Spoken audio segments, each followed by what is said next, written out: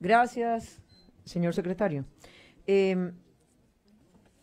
A ver, lo primero que quisiera saber, don Gustavo, es por qué, cuál es la justificación para que la UCR acapare más del 50% de la totalidad del FES en la educación superior. Bueno, eso ha estado, de hecho ha bajado. Llegó a ser un 57%, si la memoria no me falla. 59%. Pasó a un 57%, ahora es un 50.7%. ¿Cuál es la justificación? 7%. Número de estudiantes, es la universidad muchísimo más grande que tenemos comparada con muchas otras, como las otras universidades y recursos. No tiene ninguna relación con la cantidad de estudiantes. Don Leslie, yo le voy a contestar su inquietud. Yo le voy a contestar su inquietud con este gráfico. ¿Okay? Este gráfico es de la cantidad, de dónde vienen los estudiantes que se matriculan en la UCR. En el decil 7, 8, 9 y 10, es decir, los más ricos de este país son 108.159. Y en los deciles más bajos son 54.000. Es decir, su caso, usted no está solo, don Leslie.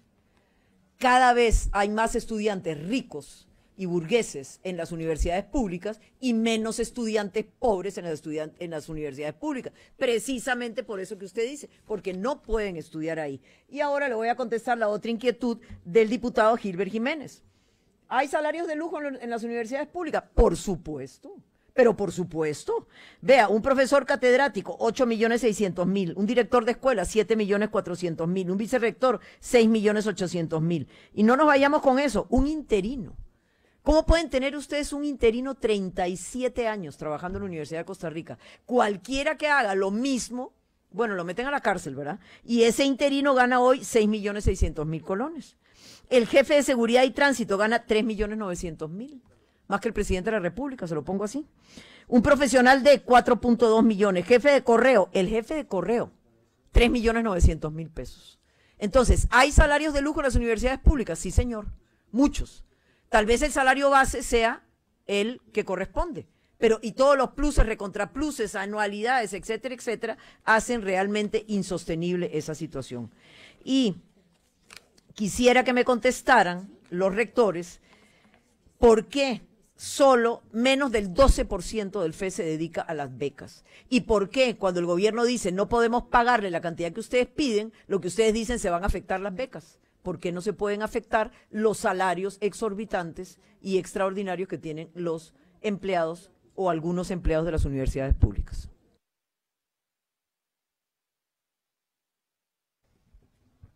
Muchas gracias, doña Pilar. Yo he reconocido públicamente que el sistema salarial en la Universidad de Costa Rica falló. Y yo también, al igual que usted y muchas otras personas, no justificamos esos salarios que usted ha mencionado. Pero sí debo decirle que hemos tomado medidas para el control de esos componentes inerciales, bajar la anualidad drásticamente y ajustarla a la 96-35. De tal forma que esos salarios a cierto plazo puedan normalizarse. Como se mencionó ya acá, yo no le puedo quitar ese salario de 8,5 millones a un profesor y usted bien lo sabe. O sea, legalmente no tenemos absolutamente ninguna posibilidad. Perdón, ¿me podría explicar cuál es la ruta? Y la otra cosa que le quiero decir es esta. Yo soy graduada de la Universidad de Costa Rica, 736034 es mi carné. Y desde que yo estaba como estudiante hace muchos años, porque ya estoy bien vieja, se hablaba de que a los estudiantes que vinieran de colegios privados con una alta matrícula le iban a cobrar el equivalente en las universidades públicas. ¿Para qué? Para que ese aporte de los estudiantes que tienen plata puedan financiar a los estudiantes pobres. Que yo sepa, no se ha hecho, ¿o sí?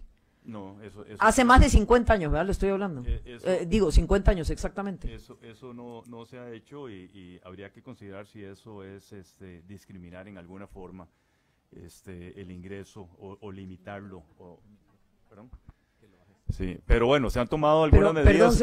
Perdón, señor Gutiérrez, pero es muy discriminatorio que los estudiantes de menores quintiles en este país no tengan acceso a la universidad pública, como lo acaba de testimoniar don Leslie Bojorges. Y así hay miles de testimonios. Eso es mucho más discriminatorio que cobrarle a un estudiante que puede pagar una matrícula que debe pagar justamente para que gente como don Leslie Bojorges pueda estudiar en las universidades públicas.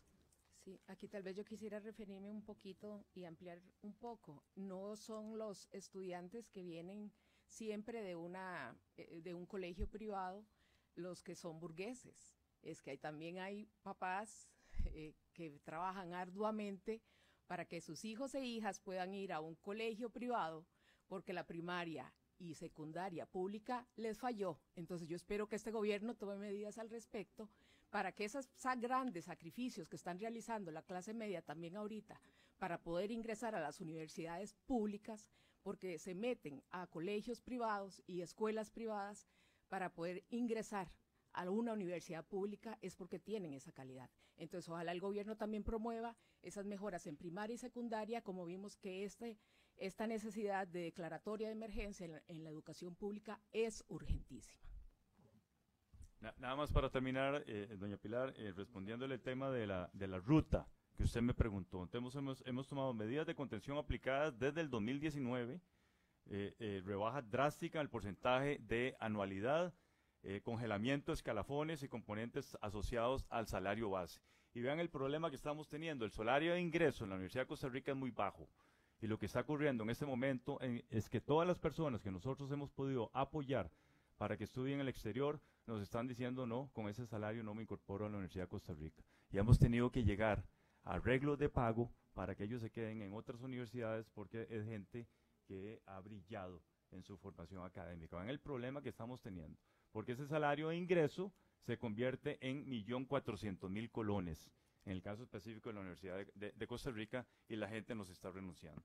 Sí, tal vez acá también ampliar que algunas universidades, don Lely, tal vez la universidad pública en ese momento le falló. Y en efecto a muchas de las otras generaciones también, pero las universidades también hemos tomado acciones al respecto. Y por ejemplo en el tecnológico tenemos un plan de admisión restringida, donde el 10% de los cupos se reservan adicionales para personas que vengan de zonas vulnerables, así también como el componente indígena que tenemos alrededor de eso.